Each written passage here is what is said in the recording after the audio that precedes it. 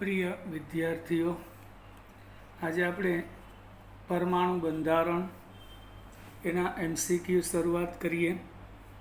એમાં પ્રથમ MCQ છે, ફર્સ્ટ, ડાલ્ટનનો પરમાણુય સિદ્ધાંત કયા નિયમને સમજાવી શકતો નથી? તો ડાલ્ટનનો પરમાણુય સિદ્ધાંત છે એ દ્રવ્ય સંચયનો નિયમની સમજૂતી આપે છે. નિશ્ચિત સંરચનાની સમજૂતી. દ્રવ્ય સંચય એટલે શું? કે હાઇડ્રોજન અને ક્લોરિન જોડાય તો હાઇડ્રોક્લોરિક એસિડ બનશે. એટલે 2 ગ્રામ હાઇડ્રોજન અને 71 ગ્રામ ક્લોરિન જોડાય તો 73 ગ્રામ હાઇડ્રોક્લોરિક એસિડ બને.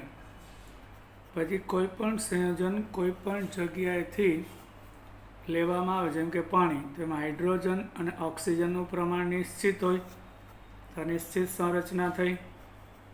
પછી હાઇડ્રોજન અને ઓક્સિજન 2:1 પ્રમાણમાં જોડાય તો પાણી, અને 2:2 જોડાય તો હાઇડ્રોજન પેરોક્સાઇડ. આ બધી સમજૂતી ડાલ્ટનનો સિદ્ધાંત આપે. પણ હુન્ડનો નિયમ છે એ આ ચેપ્ટરમાં પાછળ આવશે. ઇલેક્ટ્રોન રચનામાં તેની સમજૂતી આપતો નથી. એટલે જવાબ ડી આવશે. પછી પ્રશ્ન નંબર 2, નીચેના પૈકી કેથોડ કિરણ માટે કયું વિધાન યોગ્ય નથી? કેથોડ કિરણો.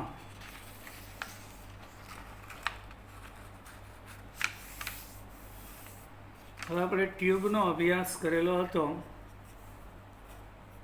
વિદ્યુત વિભાર નળી, અહીંયા ધનભારિત પ્લેટ હોય એટલે એનોડ અને ઋણભારિત પ્લેટ એટલે કેથોડ,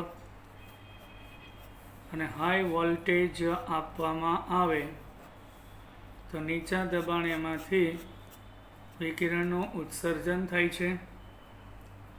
તો કેથોડમાંથી જે કિરણો નીકળે તો અહીં ટ્યુબમાં ગમે તે વાયુ ભરેલો હોય, હાઇડ્રોજન, હિલિયમ, નિયોન, એની સાથે કંઈ લેવા દેવા નથી. એટલે કેથોડ કિરણો નળીમાં રહેલા વાયુના સ્વભાવ ઉપર આધાર રાખે, ખરેખર રાખે નહીં. એટલે હાઇડ્રોજન ભરેલો હોય તો પણ ઇલેક્ટ્રોન કેથોડથી, કારણ કે અહીં પ્લેટમાંથી ઇલેક્ટ્રોન કેથોડથી એનોડ તરફ જશે. શરત એટલી, વાયુનું દબાણ નીચું હોવું જોઈએ. પછી વાયુ ગમે તે હોય તો ચાલશે. જવાબ સી આવશે. પ્રશ્ન 3, કયા તત્વના પરમાણુના કેન્દ્રમાં ન્યુટ્રોન હોતા નથી?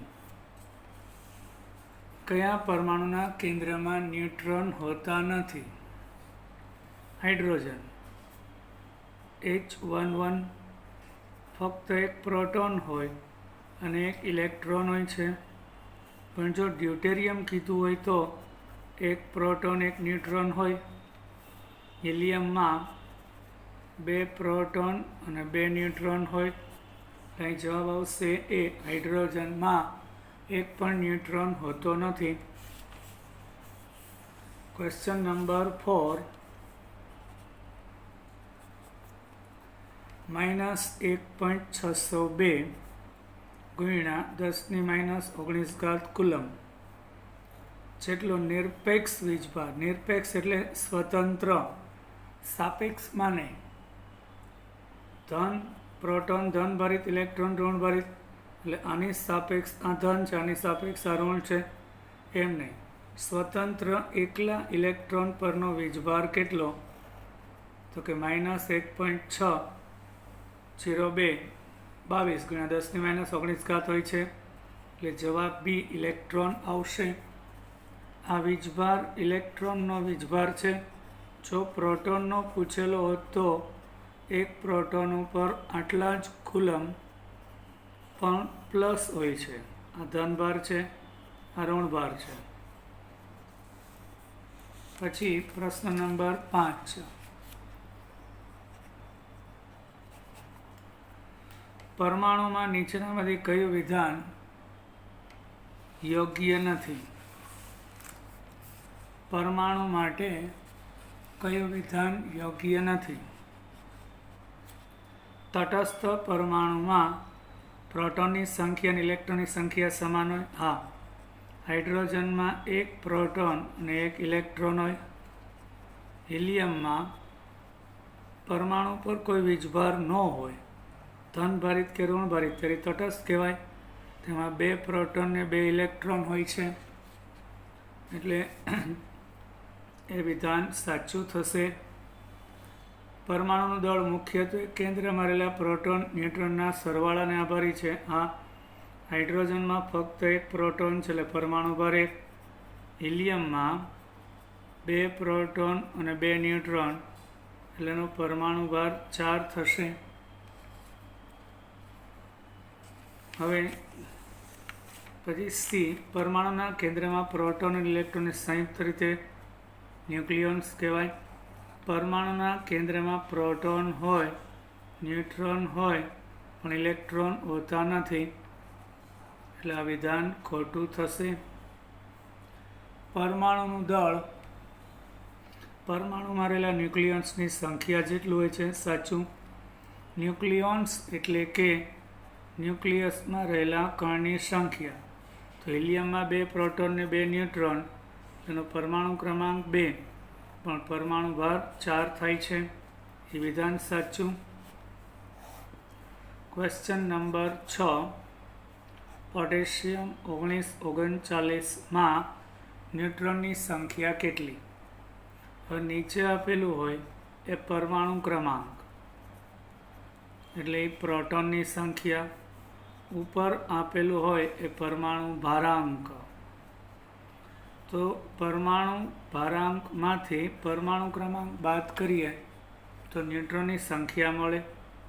39માંથી 19 જાય એટલે 20 ન્યુટ્રોન જવાબ આવશે. સી. ન્યુટ્રોન શોધવા માટે શું? પરમાણુ ભારમાંથી પરમાણુ ક્રમાંક બાદ કરવાનો હોય. 7મો પ્રશ્ન છે, સમાન પરમાણુ દળાંક ધરાવતા ન્યુક્લિયસ કયા નામથી ઓળખાય છે? એટલે જેના પરમાણુ ભાર સમાન હોય તે કયા નામથી ઓળખાય છે? પરમાણુ ક્રમાંક સમાન હોય તો એને આઇસોટોપ્સ કહેવામાં આવે છે. હાઇડ્રોજન છે, એનો પરમાણુ ક્રમાંક 1, પરમાણુ ભાર 1. ડ્યુટેરિયમ હોય તો એનો પરમાણુ ક્રમાંક 1, પણ પરમાણુ ભાર 2. ટ્રિટિયમ હોય તો આ ત્રણેયનો પરમાણુ ક્રમાંક સમાન, એટલે આને સમસ્થાનિકો કહેવાય. એટલે પરમાણુ ક્રમાંક સમાન. તો સોડિયમ 1123 અને સોડિયમ 1124 હોય, આ બેયનો પરમાણુ ક્રમાંક સમાન, એટલે એ આઇસોટોપ સમસ્થાનિકો કહેવામાં આવે છે. પ્રશ્ન 8મો. કઈ જોડ આઇસોટોન રચે છે? હવે આઇસોટોન એટલે શું? ન્યુટ્રોનની સંખ્યા સમાન હોય તેને આઇસોટોન કહે છે. તો આપણો જવાબ અહીં સી આવશે. ફોસ્ફરસ 1531. 31માંથી 15 બાદ કરો એટલે 16 ન્યુટ્રોન આવશે. પછી સલ્ફર 16 અને 32. 32માંથી 16 બાદ કરો એટલે 16 ન્યુટ્રોન આવશે. એટલે આ બંને આઇસોટોન કહેવામાં આવે છે. એટલે જવાબ સી આવશે. 31માંથી 14 જાય તો 16 આવે. 35માંથી 17 જાય તો 18 આવે. એટલે ન્યુટ્રોન જુદા જુદા હોય. 14માંથી 7 જાય તો 7, 15માંથી 7 જાય તો 8, એટલે ન્યુટ્રોન સમાન નથી. 13માંથી 6 જાય તો 7, 14માંથી 6 જાય તો 8. આ બેમાં ન્યુટ્રોન જુદા જુદા હોય છે. હવે પ્રશ્ન 9મો. Question number 9. 9મા પ્રશ્નની વાત કરીએ. જર્મેનિયમ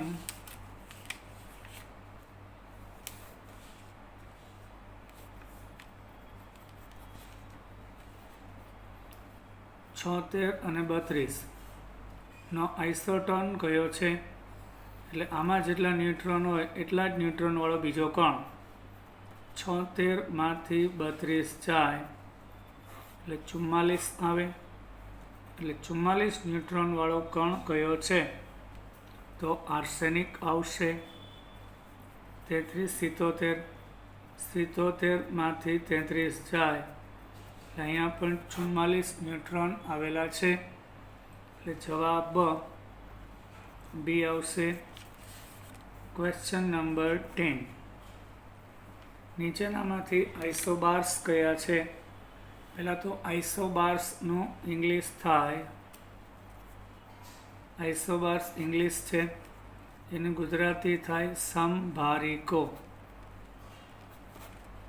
મતલબ કે જેનો પરમાણુ ભાર સમાન હોય તે સમભારિકો કહેવાય. તો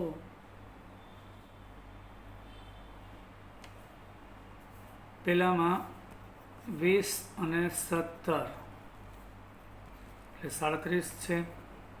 બીજામાં 18 અને 22 એટલે 40 છે. ત્રીજામાં 20 અને 20 એટલે 40. પ્રોટોન ન્યુટ્રોનનો સરવાળો એટલે પરમાણુ ભાર થાય 20 વત્તા 15 એટલે 35. અહીં બે 40 વાળા છે, બીજું ને ત્રીજું, એટલે બી આવશે. 2 અને 3 આઇસોબાર મતલબ સમભારિકો થશે. ક્વેશ્ચન 11. પરમાણુ ક્રમાંક 9. હવે ઝેડ એટલે પરમાણુ ક્રમાંક હોય છે અને પરમાણુ ભારાંક 19 હોય એવા તત્વ એમના આયનને કઈ સંજ્ઞાથી દર્શાવાશે? પરમાણુ ક્રમાંક 9 હોય અને પરમાણુ ભાર 19 હોય છે તો જનરલી પરમાણુ ક્રમાંક 9 હોય એટલે ફ્લોરિન થાય અને આ 19 છે.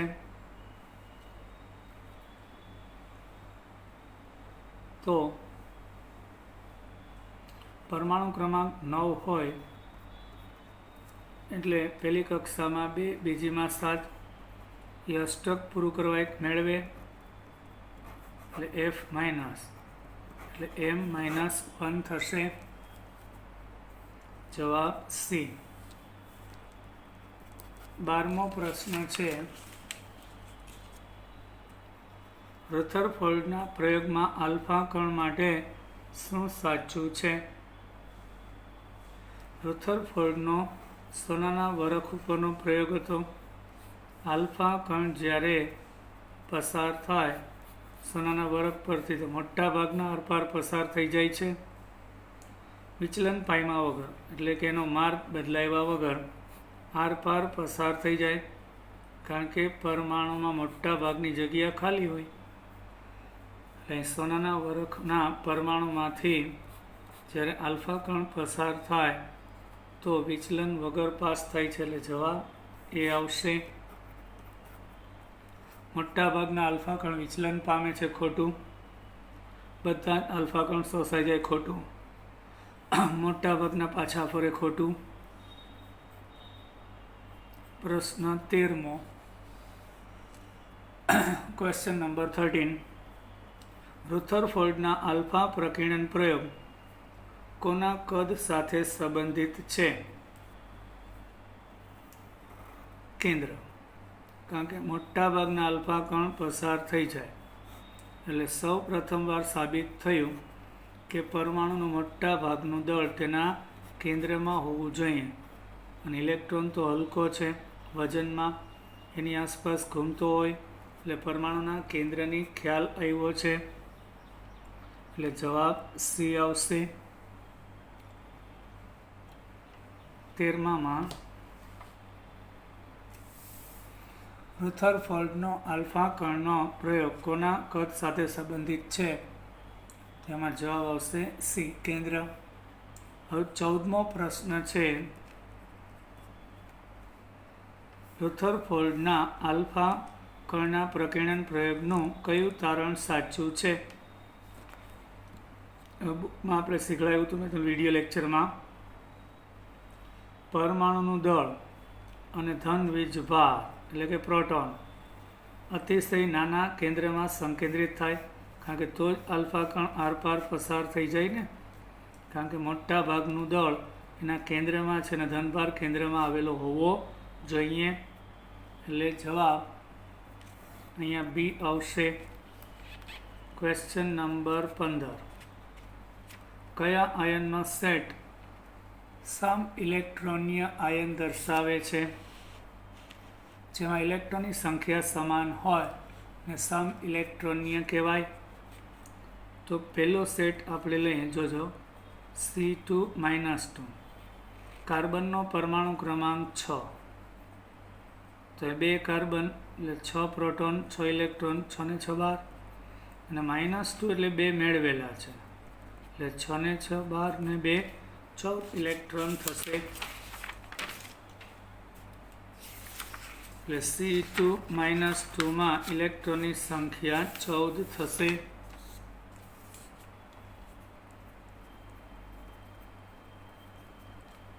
પછી O2-, 2 ઓક્સિજન છે, ઓક્સિજનનો પરમાણુ ક્રમાંક એટલે 8 ને 8 16 ઇલેક્ટ્રોન અને 1 મેળવેલો એટલે 17 થાય, એટલે આ મેળ પડતો નથી. હવે બી લઈએ, NO+. નાઇટ્રોજનનો પરમાણુ ક્રમાંક 7, ઓક્સિજનનો 8 એટલે 7 ને 8 15.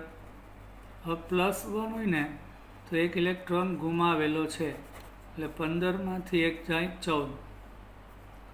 C2-2, 2 કાર્બન એટલે 6 ને 6 12, અને -2 છે એનો મતલબ 2 ઇલેક્ટ્રોન મેળવેલા છે એટલે 14 ઇલેક્ટ્રોન થશે. Cn-, કાર્બનનો પરમાણુ ક્રમાંક 6 એટલે આના 6 ઇલેક્ટ્રોન, આના 7, અને -1 એટલે 1 મેળવેલો છે એટલે 13 ને 14. N2, 2 નાઇટ્રોજન એટલે 7 ને 7 14, એટલે બી છે એને આઇસો ઇલેક્ટ્રોનિક અથવા તો સમ ઇલેક્ટ્રોનીય કહેવામાં આવે છે. Question number 16. પરમાણુના કેન્દ્રમાં ન્યુટ્રોન દાખલ થતાં તેના કયા ગુણધર્મમાં ફેરફાર જોવા મળે? હવે દેખીતી વાત છે, પરમાણુના કેન્દ્રમાં પ્રોટોન હોય, ન્યુટ્રોન, નવા ન્યુટ્રોન આવે એટલે પ્રોટોન ન્યુટ્રોનની સંખ્યાનો સરવાળો એટલે પરમાણુ ભાર, ન્યુટ્રોનની સંખ્યા વધે એટલે પરમાણુ ભાર વધે છે. એની રાસાયણિક પ્રકૃતિ ના બદલાય. કેન્દ્રની આસપાસ ઇલેક્ટ્રોન થોડા બદલાય, ન્યુટ્રોન કેન્દ્રમાં આવે તો ઇલેક્ટ્રોન એટલા ને એટલા જ રહેશે. પરમાણુ ક્રમાંક ના બદલાય, કારણ કે પરમાણુ ક્રમાંક એટલે તો પ્રોટોનની સંખ્યા. હવે એટલે જવાબ બી આવશે. Question number 17.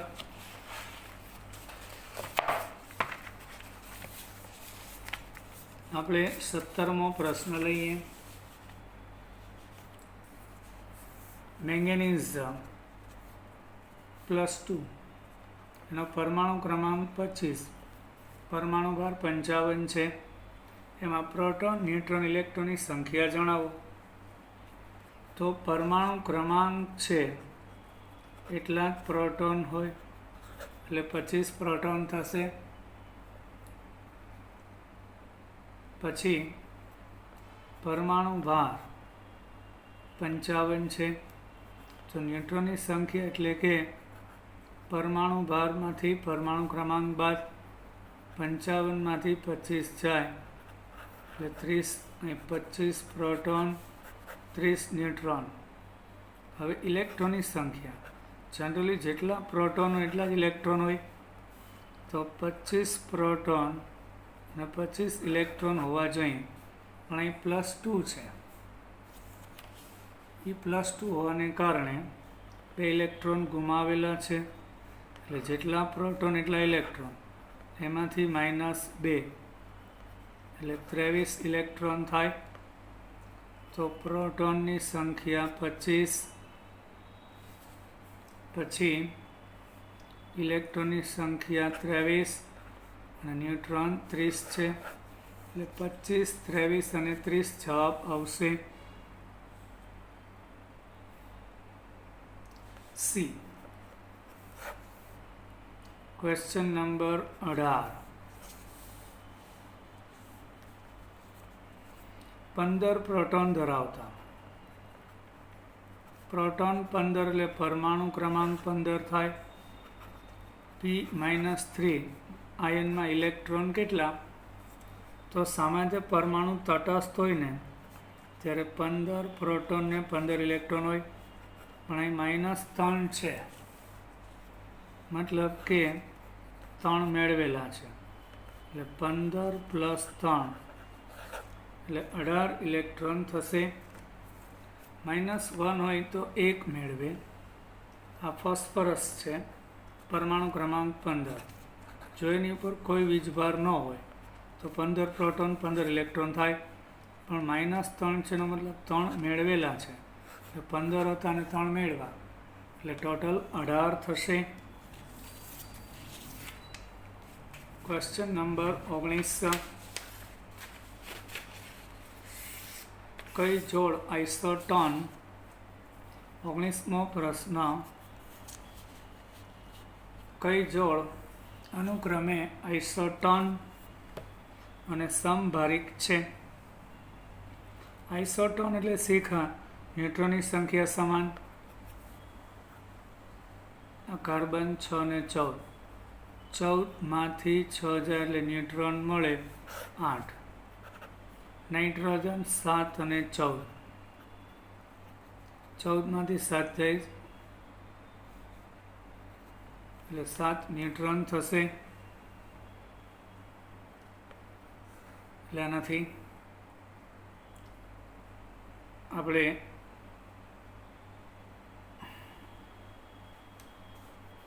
અહીંયા 6 અને 14, 14માંથી 6 જાય 8 ન્યુટ્રોન. આ 14 અને 7, 15 અને 7, 15માંથી 7 જાય 8 ન્યુટ્રોન. એટલે આ જોડ છે 3 નંબરની આઇસોટોન છે, ન્યુટ્રોન સમાન છે. આઇસોટોન છે, ન્યુટ્રોનની સંખ્યા સમાન. 14માંથી 6 જાય 8, 15માંથી 7 જાય એટલે આ આઇસોટોન છે. પછી સમભારિક એટલે પરમાણુ ભાર સરખો હોય. અહીં કાર્બનનો 14, અહીં નાઇટ્રોજનનો 14, આ બેના પરમાણુ ભાર સરખા એટલે જવાબ એ આવશે. Question number 20.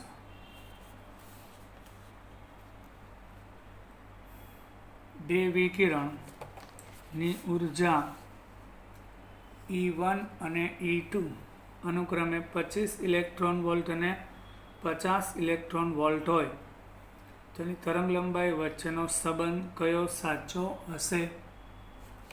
હવે ઉર્જા માટે સૂત્ર છે E = hc/λ. હવે બીજા માટે આ વિકિરણ પહેલું, આ વિકિરણ બીજું, hc/λ2. એ બેયનો ગુણોત્તર લઈ લે.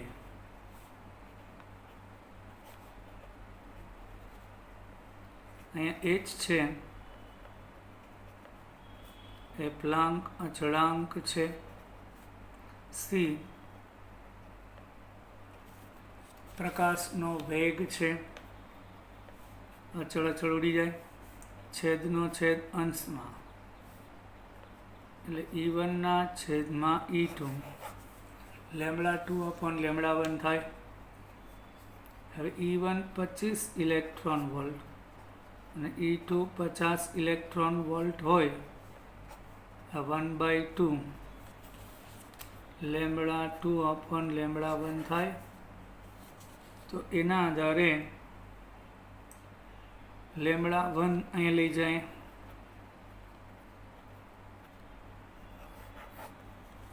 તો λ1 = 2 λ2 થશે. એટલે જવાબ એ આવશે.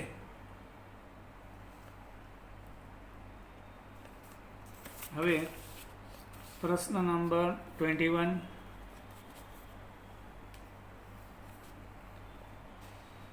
પ્લાન્ક અચળાંક h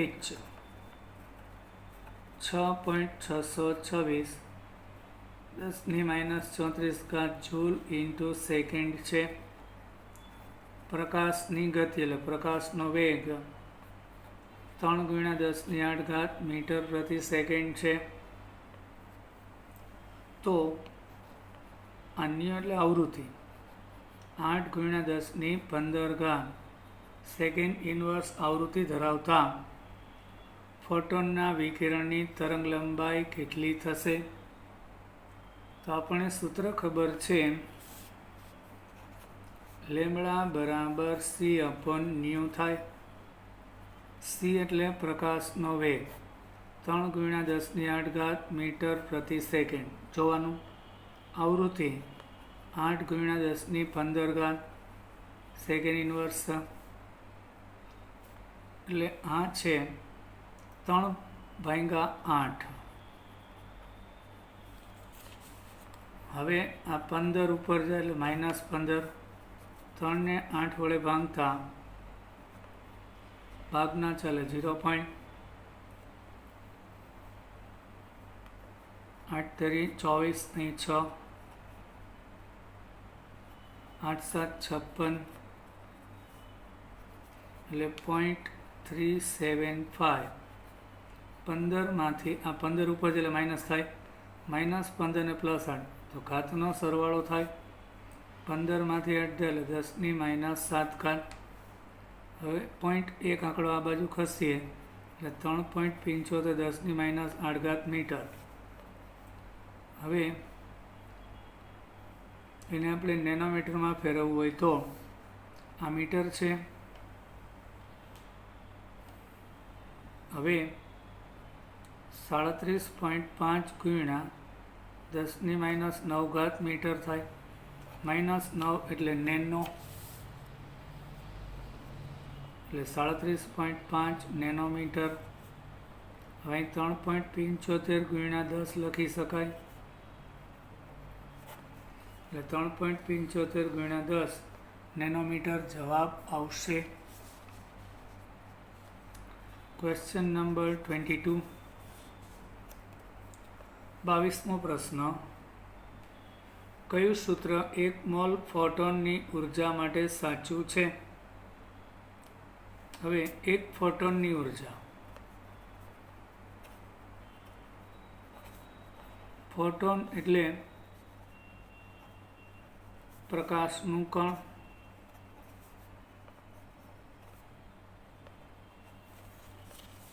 તો એક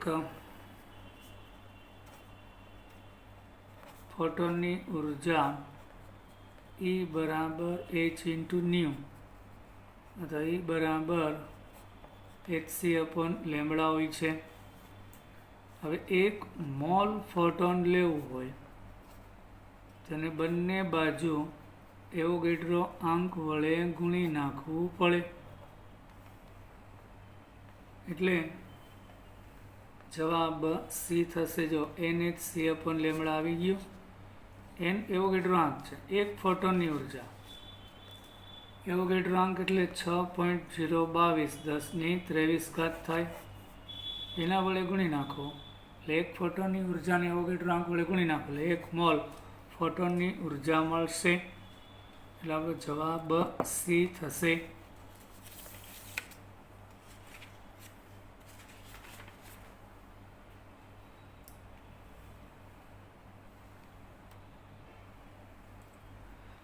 પ્રશ્ન 23માં પ્લાન્ક અચળાંકની કિંમત 6.63 × 10⁻34 જૂલ ઇન્ટુ સેકન્ડ છે.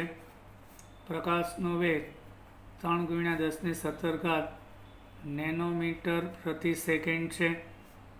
ક્વોન્ટમની આવૃત્તિ એટલે પ્રકાશના કણની આવૃત્તિ 6 × 10⁻15 સેકન્ડ ઇનવર્સ છે. તો કયું મૂલ્ય તરંગ લંબાઈનું નેનોમીટરમાં સૌથી નજીક હશે? તો આપણને ખબર ન્યુ બરાબર સી અપન લેમડા. તો લેમડા બરાબર સી અપન ન્યુ થાય. ન્યુ છે આવૃત્તિ, સી 3 × 10⁻17 નેનોમીટર પ્રતિ સેકન્ડ આપેલું છે. આવૃત્તિ 6 × 10⁻15, આ 1/2 થાય. 10⁻17, આ 15 ઉપર એટલે -15, 1/2 એટલે 0.5 સેકન્ડ ઉડી જશે એટલે જવાબ નેનોમીટર આવશે. 17માંથી 15 જાય 10⁻2 અને 100 વડે ગુણીએ એટલે 50 નેનોમીટર તરંગ લંબાઈ થશે. બધાને મજા આવી હશે. લાઈક કરજો, શેર કરજો. ફરી પાછા મળીશું નેક્સ્ટ. જય હિન્દ.